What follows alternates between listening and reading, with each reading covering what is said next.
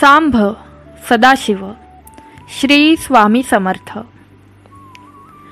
देवांचे देव महादेव तुझ्यावर कृपा करणार आहेत, म्हणून हा व्हिडिओ तुझ्या समोर आला आहे। भक्तांनो, आज आम्ही तुम्हाला दारिद्र्य आणि दुःखाचा नाश करणाऱ्या भगवान शिवाची अत्यंत पवित्र कथा ऐकवणार आहोत, ज्याचे वर्णन शिवपुराणातही आढळते।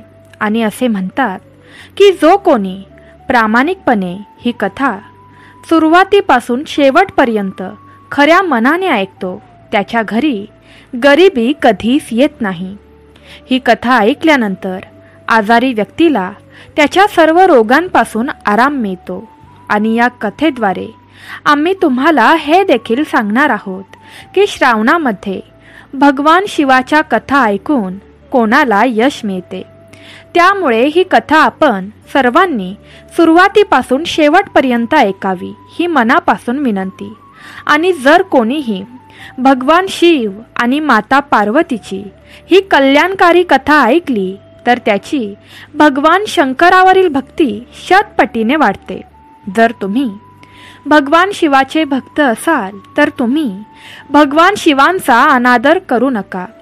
ही पवित्र कथा सुरू करण्यापूर्वी जर तुम्हा सर्वांना हा व्हिडिओ आवडला असेल तर कृपया व्हिडिओला लाईक करा आणि कमेंट बॉक्समध्ये हर हर महादेव कमेंट करा।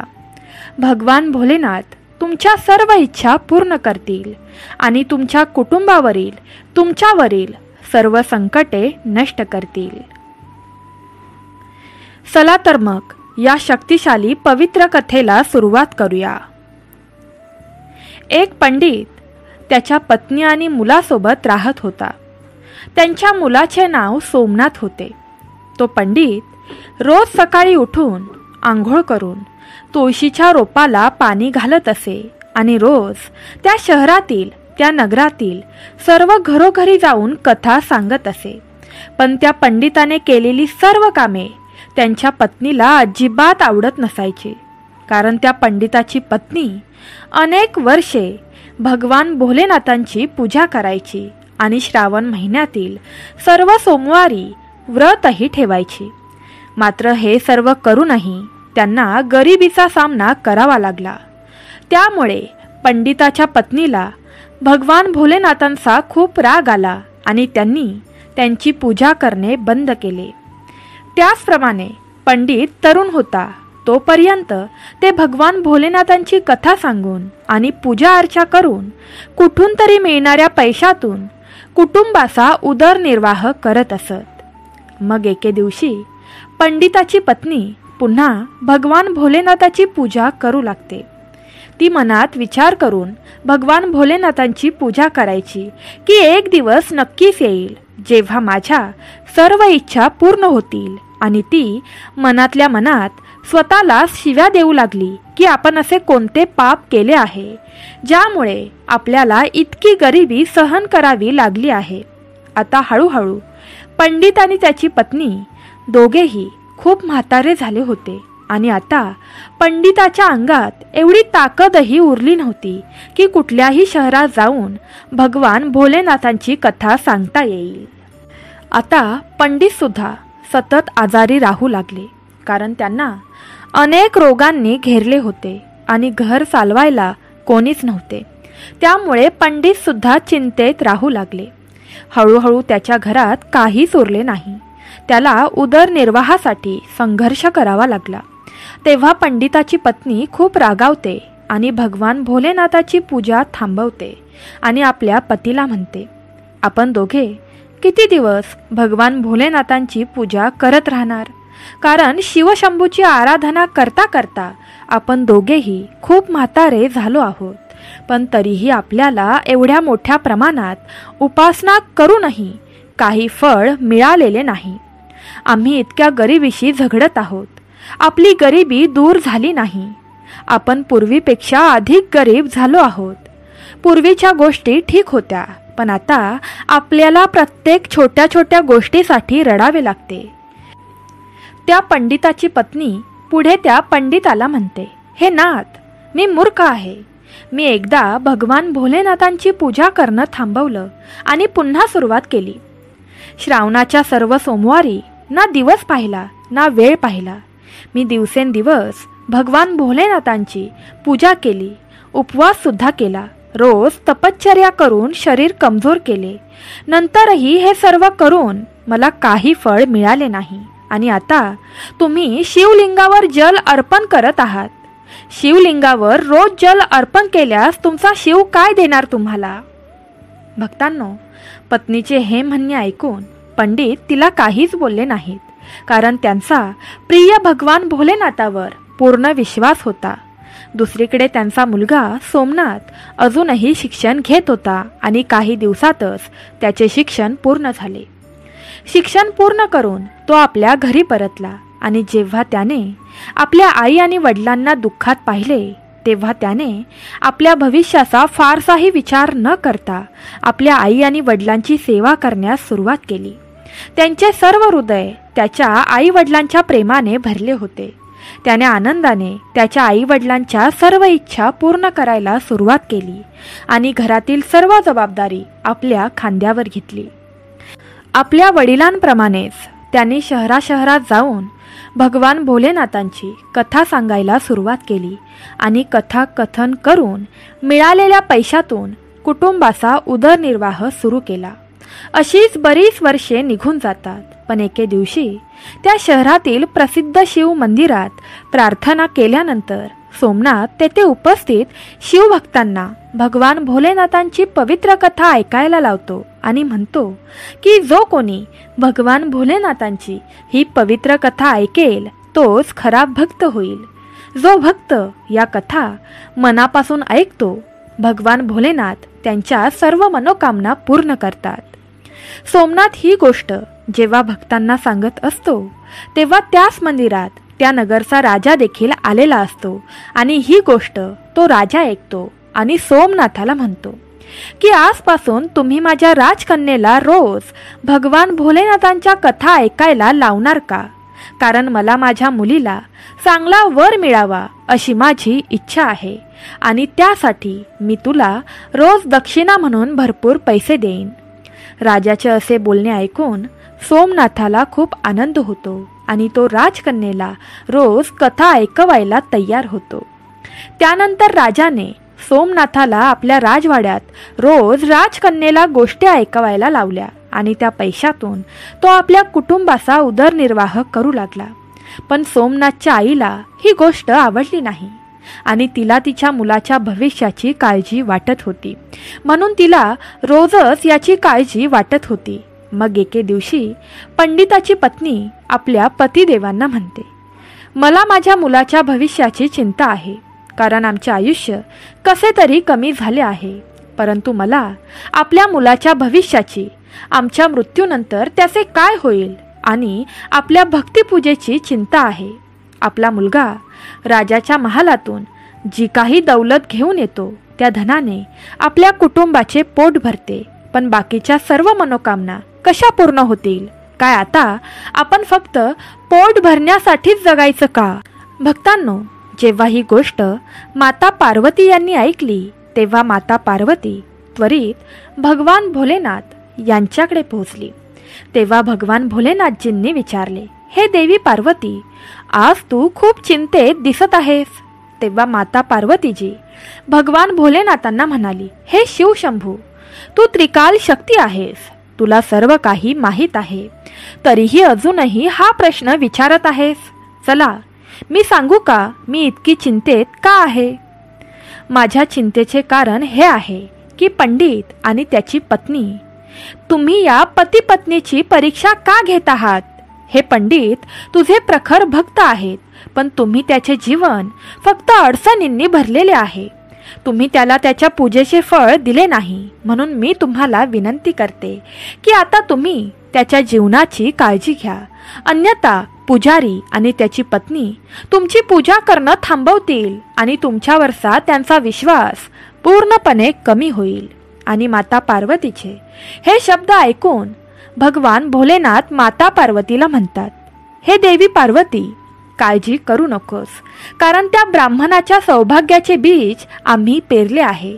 आम्हा दोघांना त्या पंडिताच्या घरी जायचे आहे आणि आपल्याला पृथ्वीवर शिवलीला करायची आहे, असे म्हणत भगवान भोलेनाथजी माता पार्वतीसह पृथ्वीकडे निघतात आणि पृथ्वीवर आल्यावर दोघेही ऋषींचे रूप धारण करतात. साधूचे रूप धारण करून ते पंडिताच्या घराजवळ पोहोचतात आणि मोठ्याने त्या पंडिताला हाक मारतात, अलक निरंजन, घरात कोणी आहे का? हा आवाज ऐकून तो वृद्ध झालेला पंडित धावत येतो आणि म्हणतो, हे मुनिवर, तुमचे स्वागत आहे. मला सांगा, मी तुम्हाला कशी मदत करू? मग भगवान भोलेनाथ ऋषींच्या रूपात त्या पंडिताला म्हणाले की आम्हाला आज रात्री तुमच्या घरी आराम करायचा आहे. तेव्हा तो वृद्ध पंडित मनात विचार करतो की हे तर आमचे पाहुणे आहेत, मी त्यांना नकार देऊ नये, कारण त्यांना वाईट वाटले तर तो माझ्यासह माझ्या संपूर्ण कुटुंबाला शाप देऊ शकतो. पण माझ्या मुलाला कसे तरी पैसे मिळतात, म्हणून मी त्यांचे स्वागत कसे करणार? माझा मुलगा खूप कष्ट करून, खूप मेहनत करून राजाच्या राजकन्येला कथा सांगून मिळेल तेवढे थोडेफार धन घेऊन घरी येतो आणि त्याच्या आई वडिलांचे पोट भरतो. आता आमच्याकडे काहीच शिल्लक राहिले नाही. मी यांचा पाहुणचार करू तरी कसा? मी आता यांचे जेवण कशा प्रकारे बनवू मला समजत नाही. पंडित मनातल्या मनात बोलू लागला, हे मुनिवर, माझा मुलगा एका राजाच्या मुलीला भगवान भोलेनाथांच्या कथा सांगून आमच्या तिघांचं पोट कसं तरी भरतो. त्यामुळे मी खूप प्रयत्न करून फक्त एकाच वेळेच्या जेवणाची सोय करू शकतो. ही गोष्ट ऐकून साधूंचं रूप घेऊन आलेल्या भोलेनाथांनी त्या वृद्ध पंडिताच्या हातात एक पात्र दिले आणि त्यांना म्हणाले की आजपासून तुमच्या पत्नींना या पात्रामध्ये जेवण करायला सांगा, त्यामुळे आपल्या सर्वांसाठी भोजन तयार होईल. साधूंनी सांगितल्याप्रमाणे त्या पात्रामध्ये सर्वांच्या भोजनाची तयारी होते. हे सर्व दृश्य पाहून ते तिघेही खूप आश्चर्यचकित झालेले. त्याच दुसऱ्या दिवशी, प्रेमळ भक्तांनो, त्याच्या दुसऱ्या दिवशी सोमनाथ राजकन्येला कथा ऐकवण्यासाठी जायला निघालाच होता. तेवढ्यात साधूंचे रूप धारण केलेल्या भोलेनाथजींनी सोमनाथाला विचारले, हे पुत्र, तू कुठे जात आहेस? तेव्हा सोमनाथांनी त्यांना सांगितले, हे ऋषी, मी आता या नगरीच्या राजाच्या कन्येला कथा ऐकवायला जात आहे.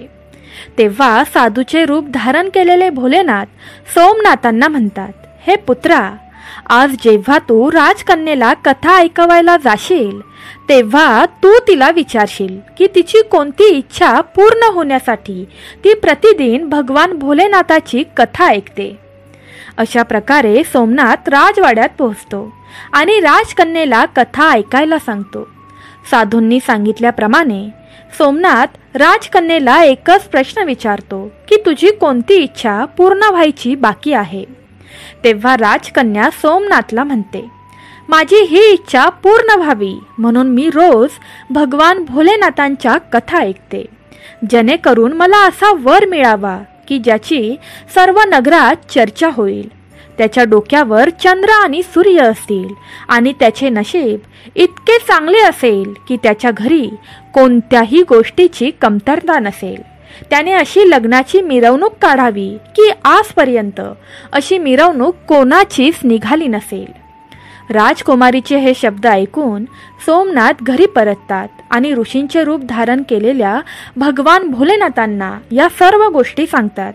तेव्हा भगवान भोलेनाथ सोमनाथाला म्हणतात, हे बेटा, ठीक आहे, आता दुसऱ्या दिवशी जेव्हा तू राजकुमारीला कथा ऐकवायला जाशील तेव्हा पुन्हा तोच प्रश्न विचार. जर राजकन्येने तुला कालच्या गोष्टी सांगितल्या तर तू त्वरित तिला सांग की तुला पाहिजे तो मीच आहे आणि तेथून पळून जा. तेव्हा सोमनाथ ऋषींच्या रूपात असलेल्या भगवान भोलेनाथांना म्हणतात, हे ऋषी, मी गरीब पंडित आहे आणि त्या या नगराच्या राजाची मुलगी आहे. आमचे लग्न कसे होणार आणि तिने दिलेल्या दक्षिणेवर माझे घर चालते. पण जेव्हा राजाला कळेल की माझ्यासोबत या गरीब मुलासोबत त्याच्या मुलीचे लग्न करायचे आहे तेव्हा तो मला व माझ्या संपूर्ण कुटुंबाला मृत्यूदंड देईल. म्हणून मला क्षमा करा, कारण मी हे करू शकत नाही. सोमनाथाचे म्हणणे ऐकून भगवान भोलेनाथजी ऋषींच्या रूपात सोमनाथाला म्हणाले, हे बेटा, ठीक आहे, आम्ही तुम्हाला या क्षणी संपूर्ण कुटुंबासमवेत अभिशाप देऊ. या प्रकारे त्या साधूंच्या चमत्काराने सोमनाथ आधीच खूप घाबरला होता. आता पुन्हा त्यांच्याकडून असे शब्द ऐकून तो आणखीनच घाबरला आणि त्याच्या मनात विचार सुरू झाला की राजानंतर का होईना माझ्या कुटुंबाला आणि मला मृत्यू देणारच आहे. आणि आता हे साधू मला आणि माझ्या कुटुंबाला अभिशाप द्यायला बसले आहेत, त्यापेक्षा मी या साधूचे पहिला ऐकतो.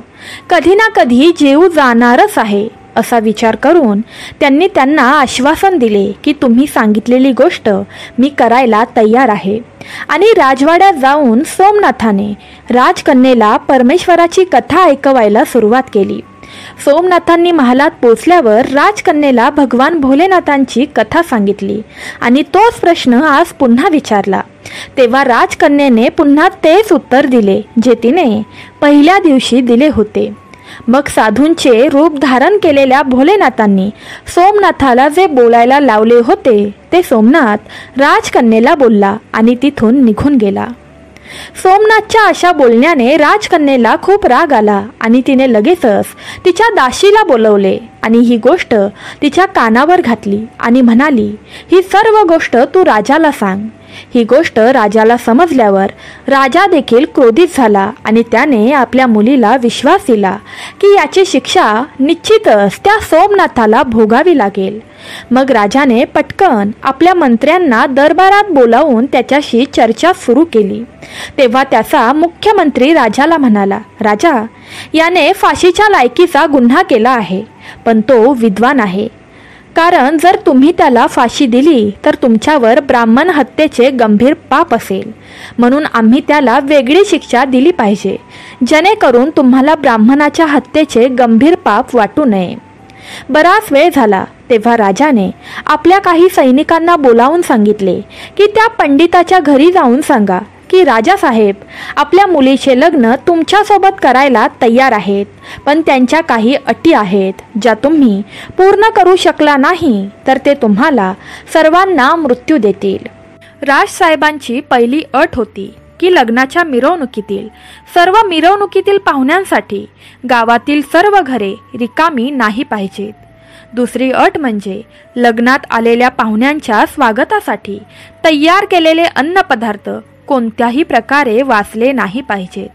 तिसरी अट अशी होती की माझ्या मुलीची मिरवणूक म्हणजेच वरात अशा प्रकारे निघाली पाहिजे की आत्तापर्यंत या पूर्ण दुनियेत अशी वरात कोणाचीच निघाली नसेल. लग्नाची वरात घरात घेईपर्यंत जर आमची अट पूर्ण झाली नाही तर लग्नाच्या मिरवणुकीत आलेल्या सर्व पाहुण्यांनाही फाशीची शिक्षा होणार आहे. राजांचे हे म्हणणे ऐकून राजाचे सैनिक सोमनाथाच्या घरी पोहोचतात. सोमनाथ घरी जाऊन साधूचे रूप धारण केलेल्या भोलेनाथांना घडलेला सर्व प्रकार सांगतात की तुम्ही सांगितल्याप्रमाणे मी सर्व काही करून आलो आहे. राजाचे सैनिक सोमनाथाच्या घरी पोहोचतात. राजाचे शिपाई दार ठोठावण्याचा आवाज ऐकून सोमनाथचे वडील दार उघडतात. तेव्हा ते शिपाई वडिलांना म्हणतात, हा तुमचा मुलगा आहे का, ज्याला राजकन्येशी लग्न करायचे आहे? ठीक आहे, राजसाहेबांनी आपल्या मुलीच्या लग्नाची परवानगीही दिली आहे, पण राजसाहेबांनी सांगितलेल्या काही अटी पूर्ण केल्याच पाहिजेत, अन्यथा तुमच्या संपूर्ण कुटुंबाला फाशीची शिक्षा दिली जाईल. हे ऐकून सोमनाथांचे वडील पूर्णपणे भयभीत होऊन त्यांना म्हणाले, अरे सैनिकांनो, राजाच्या कोणत्या अटी आम्हाला पूर्ण कराव्या लागतील, कृपया करून आम्हाला सांगा. तेव्हा राजाचे सैनिक म्हणतात, यांच्या लग्नाच्या मिरवणुकीसाठी मिरवणुकीला आलेल्या सर्व पाहुण्यांसाठी नवीन घरं बांधली गेली पाहिजेत. दुसरी अट म्हणजे त्याच्या लग्नाच्या मिरवणुकीसाठी आलेल्या पाहुण्यांना केलेले जेवण थोड्याही प्रमाणात उरले नाही पाहिजे. आणि तिसरी अट म्हणजे त्यांच्या लग्नाची वरात म्हणजेच मिरवणूक अशा प्रकारे निघाली पाहिजेत की या नगरात अशी मिरवणूक कोणाचीच झाली नसेल. संपूर्ण नगराने या मिरवणुकीचे कौतुक केले पाहिजे. आणि मिरवणूक होईपर्यंत आमच्या या अटी पूर्ण झाल्या नाही तर सोमनाथ व त्याच्या आई वडिलांना फाशीची शिक्षा दिली जाईल व तसेच या मिरवणुकीत आलेल्या पाहुण्यांनाही मृत्यूदंड दिला जाईल हे निश्चित आहे. राजाच्या सैनिकांचे हे बोलणे ऐकून सोमनाथ आणि सोमनाथांच्या वडिलांचे हातपाय थरथर कापतात. तेव्हा भगवान भोलेनाथ ऋषींच्या रूपात येतात आणि सांगतात की घाबरू नका आणि राजाच्या सैनिकांना निरोप द्या आणि लग्नाच्या तयारीला लागा असे सांगायला लावतात. लग्नाच्या दिवशी आपण लग्नाच्या मिरवणुकीसह पोहोचू हा संदेश द्यायला लावतात.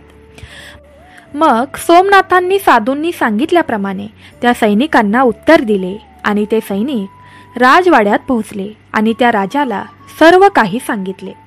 परंतु जेव्हा राजाला सोमनाथाकडून सकारात्मक उत्तर मिळाले हे समजले तेव्हा तो खूप आश्चर्यचकित झाला.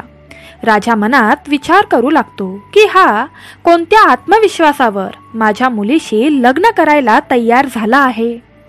माझा कोणता शत्रू त्याची साथ तर देत नसेल असा विचार राजाच्या मनात येतो. यानंतर राजाने त्याच्या राज्यातील कितीतरी घरांना लग्नाचे घर असल्यासारखे सजवून टाकले आणि अनेक प्रकारच्या तंबूंची सोय देखील केली. राजा हाच विचार करत होता की तो गरीब पंडिताचा मुलगा करून करून करणार काय आहे आणि आणून आणून मिरवणुकीत किती लोकांना आणणार आहे. शेवटी त्याला आणि त्याच्या घरच्यांना मृत्यूदंड फाशीची शिक्षा होणारच आहे. इकडे सोमनाथ त्याच्या नगरातील ज्या ज्या लोकांना आपल्या लग्नाला येण्यासाठी निमंत्रण देत होता तेथे लोक सोमनाथाला हेच बोलत होते की हे सोमनाथा, इतक्या लवकर आम्हाला मरायचे नाही आहे, त्यामुळे आम्ही तुझ्या लग्नाच्या मिरवणुकीत येऊ शकणार नाही. तुझी तर शेवटची वेळ जवळ आली आहे, त्यामुळे आम्ही तुझ्यासाठी मरण्यासाठी का तुझ्या मिरवणुकीत यावे. या सर्वांचं हे म्हणणं ऐकून सोमनाथ अतिशय चिंतेत गेला होता. सोमनाथाला खूप काळजी वाटू लागली, कारण आत्तापर्यंत त्याच्यासोबत कोणीही यायला तयार झाले नव्हते. असं करत त्याच्या लग्नाचा दिवसही समोर आला आणि सोमनाथ अजूनच विचारात पडला. सोमनाथाला एवढ्या दुःखात पाहून ऋषींच्या रूपात असलेले भोलेनाथ सोमनाथाला म्हणाले, हे बेटा, आज तुझं लग्न आहे आणि आजही तू खूप काळजीत आहेस. मला सांग, तुला कशाची काळजी वाटत आहे? तू चिंतित आहेस, पण बाळा, आम्ही तुझ्या सोबत आहोत. तेव्हा सोमनाथ भगवान भोलेनाथजींना म्हणाले, हे मुनिवर, तुम्हाला सांगून काय उपयोग? माझे तर भाग्यच खोटे आहे. माझ्या नशिबात जे काही लिहिले आहे तेच घडणार.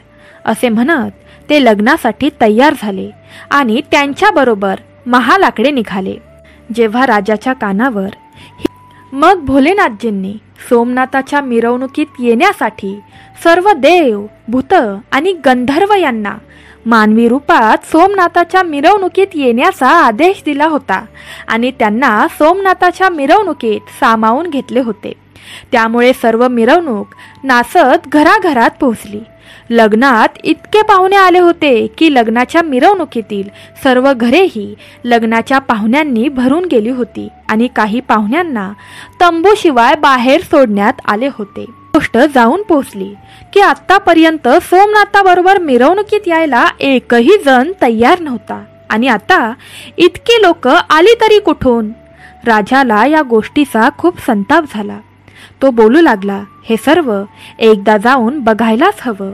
असा विचार करून राजा ताबडतोब तेथे पोहोचला आणि जेव्हा भगवान भोलेनाथजींनी राजाला लग्नाच्या मिरवणुकीत येताना पाहिले तेव्हा त्यांनी शुक्र आणि शनिदेव यांना मुलांचे रूप धारण केले आणि त्यांचा भुकेमुळे शोक केला.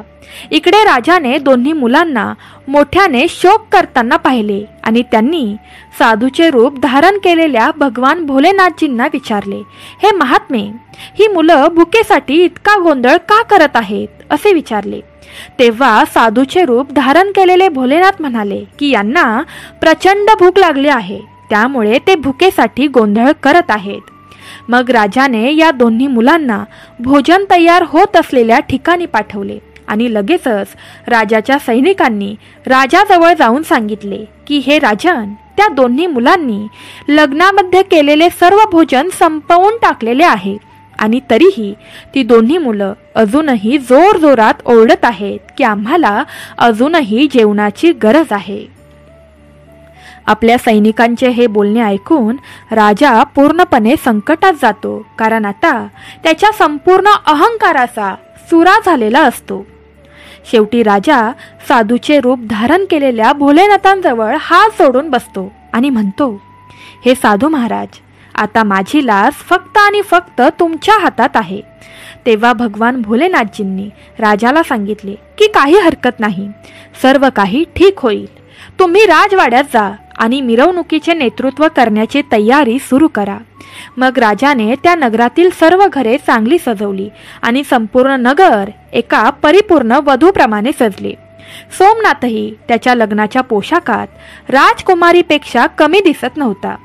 सोमनाथाच्या पोशाखाला चंद्र आणि सूर्याने सजवले गेले होते.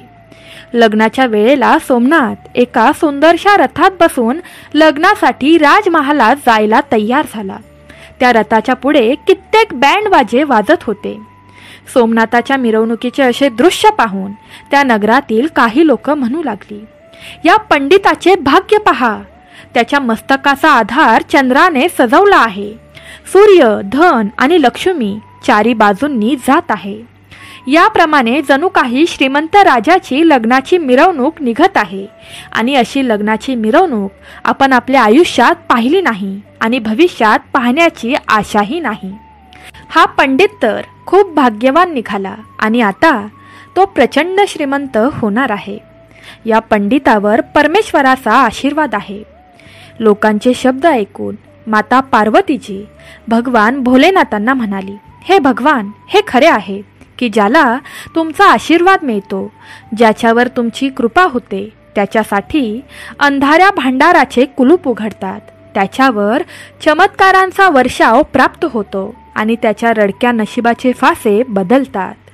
तेव्हा भगवान भोलेनाथजी पार्वती मातेला म्हणतात, पार्वतीजी, जे भक्त माझी भक्तिभावाने पूजा करतात त्यांच्या उपासनेचे फळ मी त्यांना निश्चितच देतो आणि केवळ काही काळापर्यंत दुःखच भोगावे लागते, जिथपर्यंत त्यांचे पापी कर्म नष्ट होत नाहीत. पुण्यकर्मे उगवताच त्यांच्या नशिबाचे बंद दरवाजे उघडतात. मग सोमनाथ आणि राजाच्या मुलीचे कायदेशीर विधिवत लग्न होते आणि सोमनाथ राजकन्येला आपल्या घरी आनंदाने घेऊन जातो.